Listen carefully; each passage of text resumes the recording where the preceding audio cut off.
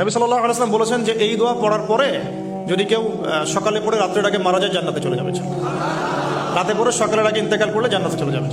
আমি ইস্তেগফারের আপনাদেরকে 2-3টা দোয়া শিখাই দেই আগে ছোট্ট করে। 1 নাম্বার, যারা একটু পড়াশোনা করেন মাশাআল্লাহ তারা এইটা পড়বেন, সাইয়্যিদুল ইস্তেগফার। সাইয়্যিদুল ইস্তেগফার আমার সাথে বলবেন, আল্লাহুম্মা আনতা রাব্বি লা ইলাহা ইল্লা আনতা খালাকতানি আনা আবদুক ওয়া আনা আলা আহদিক ওয়া ওয়া'দিকা মাসতাতা'ত আউযু বিকা মিন শাররি মা সানা'ত আবু'ু লাক বিনি'মাতিকা আলাইয়া ওয়া আবু'ু বিযানবি ফাগফিরলি ফাইন্নাহু লা ইয়াগফিরুয যুনুবা ইল্লা আনতা।